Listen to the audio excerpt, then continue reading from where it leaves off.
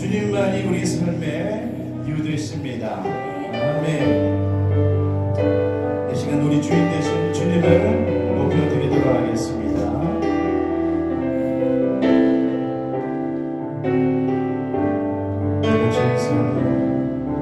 내가 주인 삶을 모든 것 내려놓고 내 주 대신 주 앞에 나가 내가 사랑했던 모든 것 내려놓고 주님만 사랑해.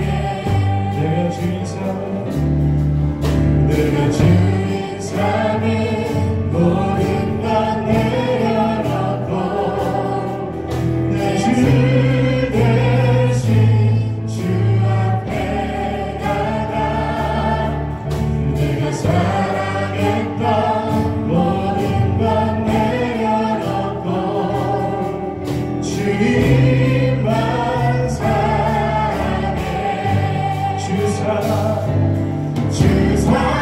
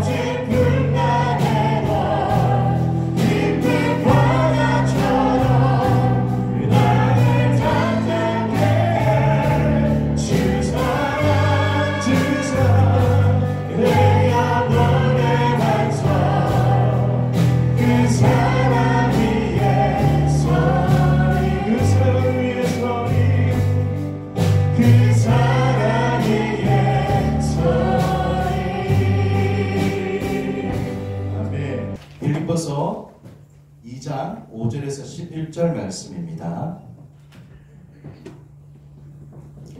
우리 기도하시겠습니다. 너희 안에 이 마음을 품으라. 곧 그리스도 예수의 마음이니 그는 근본 하나님의 본체시나 하나님과 동등됨을 취할 것으로 여기지 아니하시고 오히려 자기를 비워 종의 형체를 가지사 사람들과 같이 되셨고 사람의 모양으로 나타나사 자기를 낮추시고 죽기까지 복종하셨으니 곧 십자가에 죽으시리라. 이러므로 하나님이 그를 지극히 높여 모든 이름 위에 뛰어난 이름을 주사 하늘에 있는 자들과 땅에 있는 자들과 땅 아래에 있는 자들로 모든 무릎을 예수의 이름에 꿇게 하시고 모든 입으로 예수 그리스도를 주라 시인하여 하나님 아버지께 영광을 돌리게 하셨느니라. 아멘. 찬송하시겠습니다.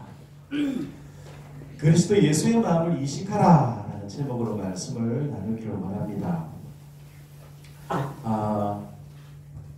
1997년에 페이스 오프라는 영화가 상영된 적이 있습니다. 이것이 작년인가 또 다시 리바이벌 돼서 이렇게 영화관에 한 적이 있는데, 이 내용은 그 왼쪽에 있는 존 트라볼타라는 사람이 문제를 해결하기 위해서 이 니콜라스 케이지가 그 테러범으로 옵니다. 죽어서 이 사람 얼굴 그대로 이식을 합니다. 그래서 사건을 해결해 나가는 그런 영화거든요. 그러니까 뭐 코를 세우고 쌍꺼풀 수술하는 정도가 아니라 완전히 얼굴을 바꾸는 수술을 하죠. 예를 들면 밑에 이 개그맨이죠. 개그맨 중에서도 못생기기로 유명한 사람이 세 사람이 있는데 그 중에 한 사람이죠. 오지연 씨. 이 오지연 씨 얼굴에 저 위에 있는 사람이 누구죠? 박보검. 얼굴을 그대로 이렇게 옮기는 겁니다. 예, 이렇게 살아가는 거죠. 이러면 누가 오지연이라고 할 수 있을까요? 예. 원래 이 페이스오프라는 단어가 전혀 다른 뜻입니다. 원래 이 페이스오프라는 단어는요, 이 아이스하키 할 때 그 심판이 그 공을 가운데 딱 내려줍니다. 그러면 경기가 시작되죠. 그런 뜻입니다. 페이스오프라는 단어가. 그러니까 대결을 준비한다 이런 뜻이거든요. 그런데 1997년에 상영된 이 영화 때문에 이 페이스오프라는 단어가 성형수술을 의미하는 단어로 바뀌어버립니다. 그래서 네이버에 이 페이스오프라고 치보면요, 이렇게 나옵니다. 아이스하키는 나오지 않고요, 성형외과 뭐 이렇게 나옵니다. 병원이 막 소개되어 있습니다. 완전히 달라졌죠. 근데 오늘 말씀해 보니까 페이스오프가 중요한 것이 아니라 하트오프가 중요하다라고 말씀합니다. 얼굴, 몸 성형하는 것이 중요한 것이 아니라 무엇을 성형해라고요? 마음을 좀 수술해라. 이렇게 말씀하고 있습니다. 오늘 말씀 제목처럼 그리스도의 예수의 마음을 좀 이식해라. 네 마음 다 버려버리고 예수님의 마음을 이식하라 라고 말씀하고 있습니다. 우리 5절 말씀을 보실까요? 너희 안에라고 말씀합니다. 너희 안에라는 원어로 보면요, 너희 마음 안에라는 뜻입니다. 너희 마음 안에. 우리 마음이 어떤 줄 아십니까? 예레미야 17장 9절에는요, 우리 마음을 이렇게 소개하고 있습니다. 같이 한번 읽어볼까요? 시작. 만물보다 거짓되고 심히 부패한 것은 마음이라. 아멘. 우리 마음이 어떻다고요? 거짓되고 심히 부패했다라고 말씀하고 있습니다. 음식물이 며칠 썩으면 냄새가 악취가 나잖아요. 그것보다도 더 심히 부패한 것이 뭐라고요? 우리 마음이라는 겁니다. 우리가 지금 거룩하게 앉아있지만은 그 마음을 보면은 아주 더러울 수가 있다는 겁니다. 물론 우리는 예수 그리스도의 마음이 이식되어 있기 때문에 그렇게 있으시죠. 예. 원래 마음이 이렇다는 겁니다. 그래서 이 마음은 누구의 마음일까요? 너희 안에 이 마음, 그리스도의 예수의 마음을 뭐라고 말씀하고 있죠? 품으라 라고 말씀하고 있습니다. 품으라. 이것은 생각만 하는 것이 아니라 바꾸는 행동을 취하라 라는 말씀입니다. 그러니까 내 안에 부패된 그 마음을 빼고 그 안에 어떤 마음을 넣으라고요? 예수 그리스도의 마음을 이식하라 라는 말씀입니다. 그럼 예수 그리스도의 마음은 어떤 마음일까요? 여러분, 예수님의 마음이 어떤 마음일까 물어보면 뭐라고 대답하시겠습니까? 오늘 본문에는요, 세 단어로 말씀을 하고 있습니다. 첫 번째는요, 비움이라는 단어를 쓰고 있습니다. 비움. 6절 7절에 이렇게 말씀합니다. 그는 근본 하나님의 본체시나 하나님과 동등됨을 취할 것으로 여기지 아니하시고 오히려 자기를 비워라고 말씀하고 있습니다. 비웠다라고 말씀하고 있죠.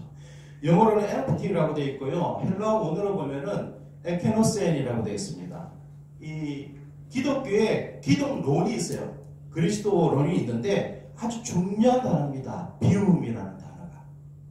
예수님은요, 비우셨습니다. 하나님됨을 비우셨다는 거죠. 그러니까 자기를 비웠다. 하나님 그 정체성을 비웠다. 이렇게 말씀하고 있습니다. 예수님은 하나님이시죠. 성자 하나님이시잖아요. 그 하나님께서 하나님과 똑같이 되는 것, 동등됨을 취할 것으로 여기지 아니하시고 하나님됨을 비웠다. 이것이 사랑의 시작입니다. 우리가 누군가를 사랑하면 어떻게 하죠? 내 생각은 그냥 다 내버려 둡니다. 오직 내가 사랑하는 그 사람만 생각을 하죠. 아, 오늘 일어났을까? 오늘 뭐 할까? 밥은 먹었을까? 혹시 아프지는 않을까? 날씨가 추운데 감기 걸리지는 않을까?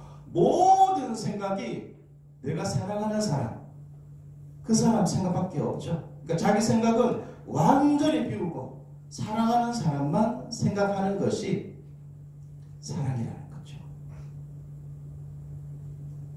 우리 정준인 집사님, 정준원 자매님 연애하실 때 자매님 생각 많이 하셨죠?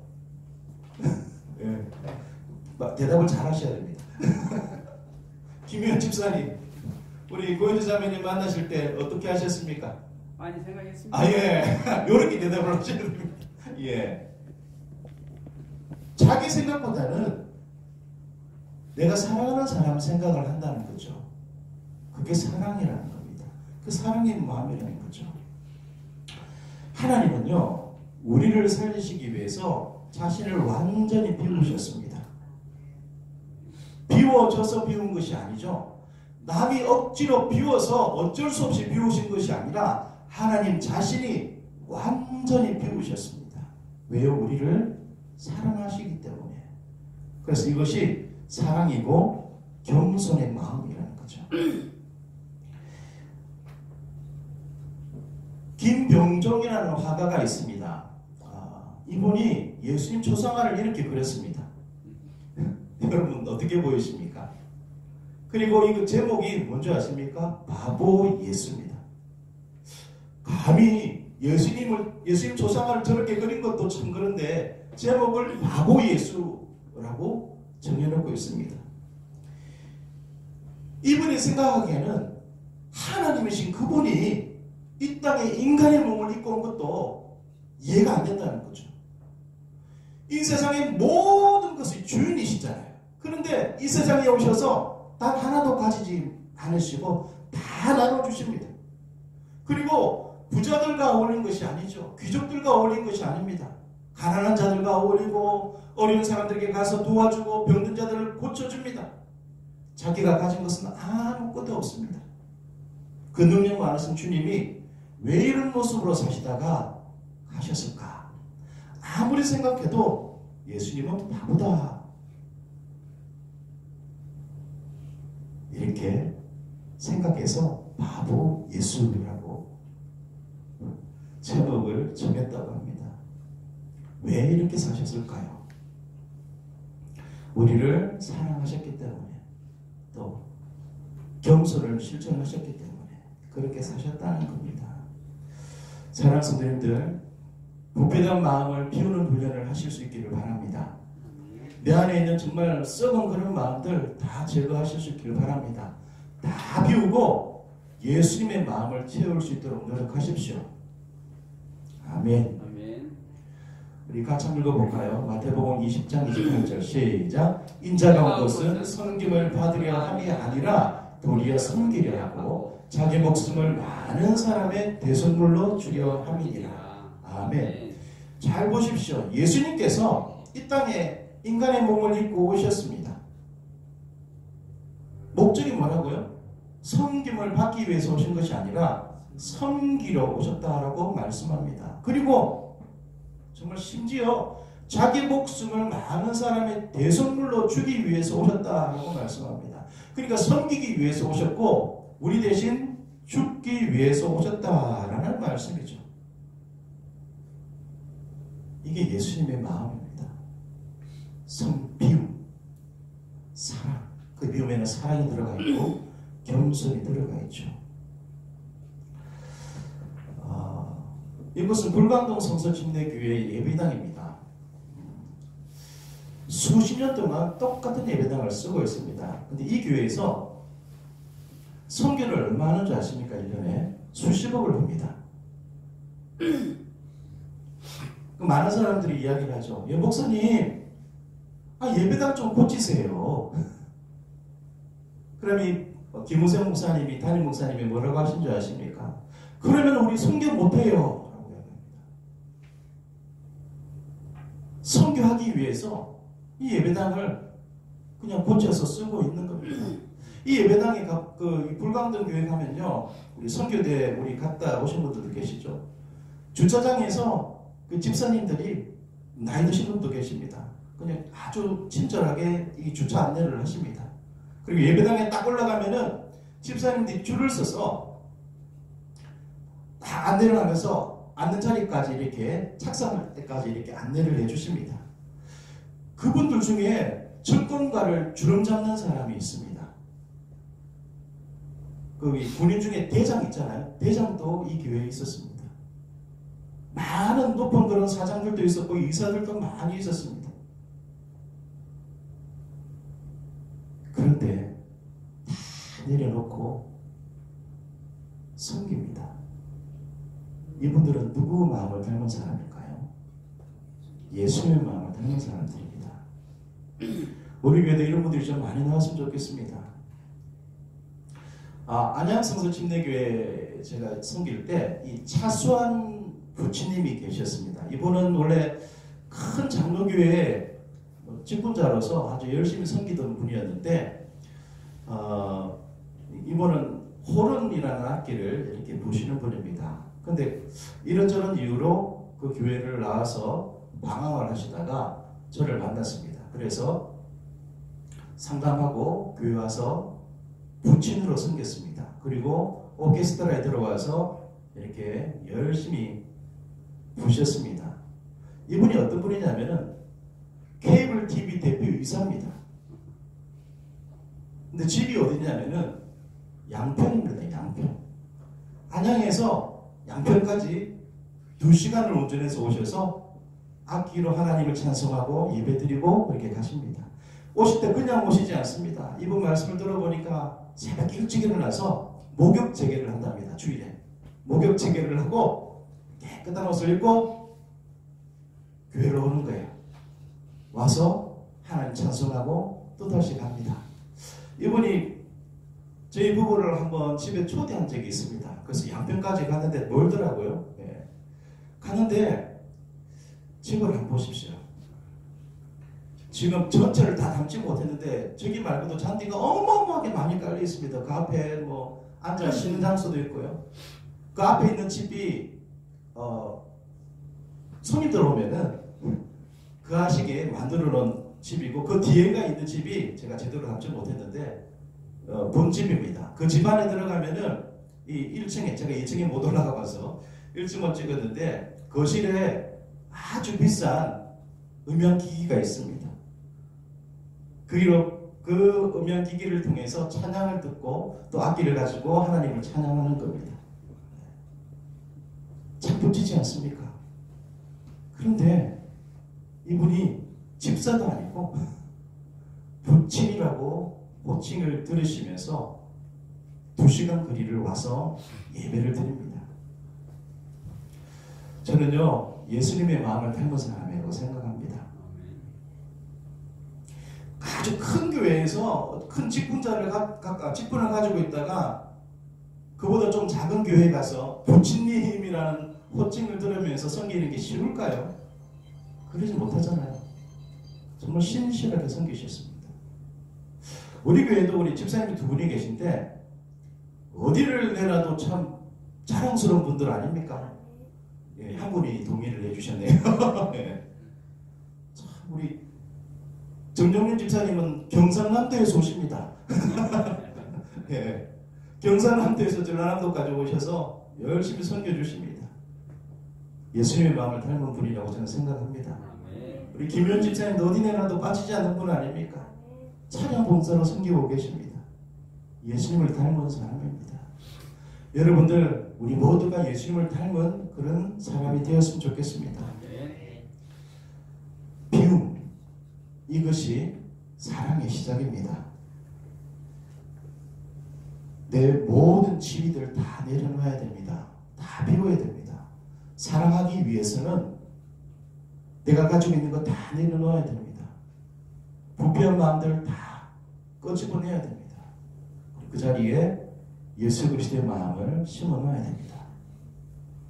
그래야 예수 그리스도의 마음을 닮을 수가 있습니다. 두 번째는요, 되심이라는 그런 단어가 있습니다. 되심, 되셨다. 7절, 오히려 자기를 비워 종의 형체를 가지사 사람들과 같이 되셨다 라고 말씀합니다. 되었다. 이 말은 이 자기를 비워서 완전히 다른 존재가 되었다라는 말씀입니다. 잘 보십시오. 하나님은요, 하나님의 모습을 완전히 비우시고 종의 모습인 사람의 모습으로 오셨습니다.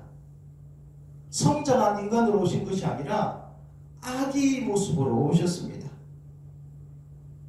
왜 하나님이신 예수님이 자기를 다 비우시고 사람들과 같이 되셨을까요? 왜 그러셨을까요? 왜 하나님이 하나님의 모습을 버리시고 사람의 모습으로 오셨을까요?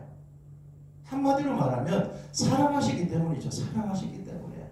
우리를 정말 사랑하시기 때문에 인간의 모습으로 오셨다는 사실입니다. 다니엘 선교사 잘 아시죠? 제가 몇 번 이야기를 했는데 저주받은 그런 병이라고 불렸던 문둥병 환자들이 집단적으로 모여 사는 모로코에 선교사로 갑니다. 모든 사람들이 가기 싫어하는 그곳에 선교사로 갑니다. 그곳을 열심히 복음을 전하는데 복음을 받아들이지 않습니다. 오히려 방해를 합니다. 왜 그런가 물어보니까 이렇게 이야기를 합니다. 당신은 우리가 달라. 우리를 불쌍하게만 생각하지. 그러다가 결국 우리를 버리고 갈 거잖아. 이 이야기를 듣고 얼마나 가슴이 아팠을까요? 그래서 하나님 앞에 이렇게 기도를 합니다. 하나님, 저에게도 저 사람들과 같은 문둥병을 내려주소서. 그래서 저도 저들의 고통을 함께 누리면서 복음을 전하게 하소서 라고 아주 간절하게 기도를 합니다. 그렇게 아주 어렵게 복음을 선포하면서 선교사를 하는데 6년째 되는 어느 날 아침에 차를 끓여 먹기 위해서 주전자에 물을 아주 팔팔 끓입니다. 그리고 그것을 찻잔에 이렇게 따르다가 실수로 그 물을 발등에 쏙 쏟아 붓습니다. 얼마나 뜨거웠을까요? 그런데 아무 느낌을 받지 못하는 겁니다. 문둥병이 걸린 거예요. 슬픈 일이잖아요. 근데 이분은 기뻐하면서 이렇게 외칩니다. 하나님 감사합니다. 이제 설교할 때 당신들 문둥병자가 아니라 우리 문둥병자들은이라고 설교할 수 있게 되었습니다. 하나님, 이 기쁨의 문둥병을 주시니 정말 감사합니다. 당신들 문둥병자가 아니라 우리 문둥병자들 똑같이 되었다는 거죠. 똑같이. 정상인에서 문둥병자가 되는 것이 쉬운 일일까요?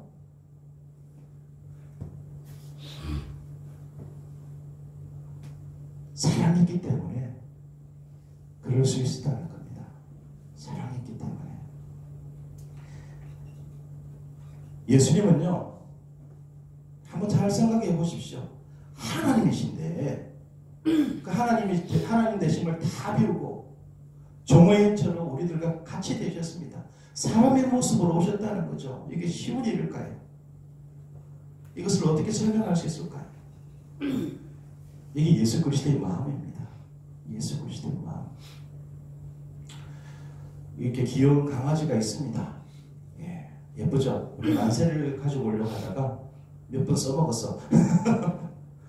예쁜 강아지. 예쁘죠? 그렇다고 여러분 강아지가 되시겠습니까? 저 강아지를 내가 사랑한다고 좋아한다고 하더라도 강아지가 되고 싶습니까?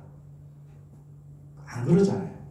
내가 사랑하지만은 강아지만큼은 될 수 없습니다. 그런데 하나님이 어떻게 사람의 몸을 입고 오실 수 있을까요?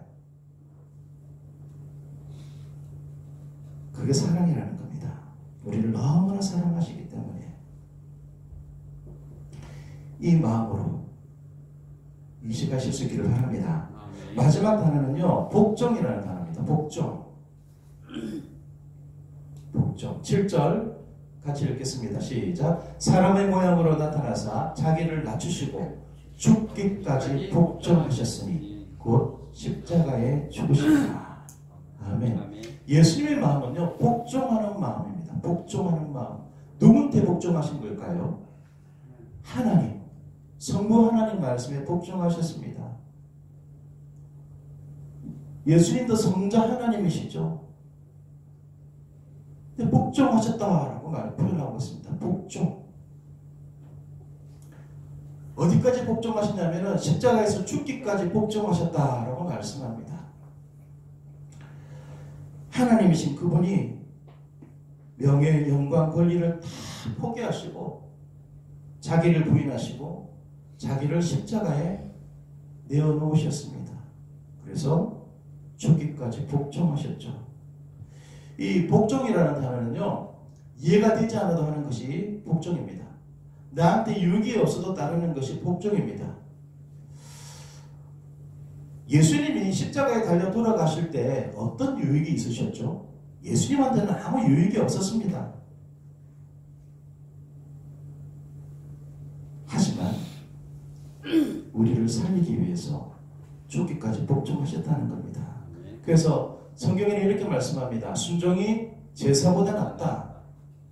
뭐라고요? 순종이 예배보다 낫다. 우리가 목숨 바쳐서 예배 드리고 있는데 이거보다 뭐가 더 낫다고요? 순종하는 것이, 하나님 말씀에 순종하는 것이 예배 드리는 것보다 낫다라고 말씀하고 있습니다. 그래서 우리는요, 예수님께서 나를 따라오너라 라고 말씀을 하시면은 아멘 하고 순종해야 됩니다. 아멘. 우리가 말씀을 통해서 말씀을 읽고 있는데, 말씀을 묵상하고 있는데, 너 나를 따라오너라 라고 말씀하면요, 다른 거 생각하지 않고 아멘 하고 순종해야 됩니다. 주의를 거룩히 지키라 라고 말씀하시면 아멘 하고 순종해야 되겠죠. 서로 사랑하라 라고 하면은 내가 아무리 미운 사람이 있다 할지라도 아멘 하고 순종해야 됩니다. 깨어 기도하라 라고 하면요, 우리 아멘 하고 순종해야 됩니다. 나의 마음, 예수 그리스도의 마음을 품어라. 네 썩은 마음 다 버리고 예수 그리스도의 마음을 품어라 라고 말씀하시면은 아멘 하고 순종하셔야 됩니다. 왜 이렇게 해야 될까요? 한번 읽어볼까요? 주님은 우리를 살리시기 위해 죽기까지 복종하셨기 때문입니다. 아멘. 만약 예수님께서 이 하나님 말씀에 복종하지 않았다고 하면요, 우리는 다 지옥 갈 수밖에 없습니다. 그래서 우리도 주님 말씀에 순종해야 됩니다. 이렇게 복종하신 예수님을 하나님께서 높여주셨죠. 9절에 보니까 모든 이름 위에 뛰어나게 해주셨습니다. 그리고 10절에 보니까 모든 무릎을 예수 이름에 꿇게 하셨고요. 11절 모든 입으로 예수 그리스도를 주라 하시라고 하나님 아버지께 영광을 돌리게 하셨습니다. 우리도 하나님 말씀에 순종하면요, 하나님께서 우리를 높여주실 것입니다. 우리가 다른 사람 앞에 겸손함으로 나아가면 하나님께서 우리를 오히려 높여주실 겁니다. 그래서 겸손하게 사는 것이 우리가 높아지는 길이죠. 이제 방학이 며칠 남지 않았습니다. 우리 학생들. 예, 좋죠? 예. 방학 때가 되면요, 가장 바쁜 곳이 어딘 줄 아십니까?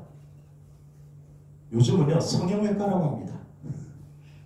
그래서 어떤 학교의 애들은요, 서로 간에 못 알아본답니다. 너 누구야? 하면서 너무 고쳐서 와서 몰라본다는 거죠. 여러분, 시간 있을 때 이 페이스 오프가 아니라 하트 오프 하실 수 있기를 바랍니다. 몸과 마음을 성형하는 것이 아니라, 몸을 성형하는 것이 아니라 마음을 좀 성형하십시오. 마음 수술을 좀 합시다. 우리 마음속에 예수 그리스도의 마음을 담을 수 있었으면 좋겠습니다. 그래서 그 마음으로 사랑하고 그 예수 그리스도의 마음으로 순종하고 그 예수님의 마음으로 겸손함으로 다른 사람들을 섬길 수 있는 그런 귀한 삶을 살아갈 수 있기를 바랍니다. 못난 모습들을 다 비우시고 참된 그리스도인이 되셔서 모든 말씀에 아멘으로 순종하고 복종하실 수 있기를 바랍니다. 지금 우리 잠시 기도하시겠습니다.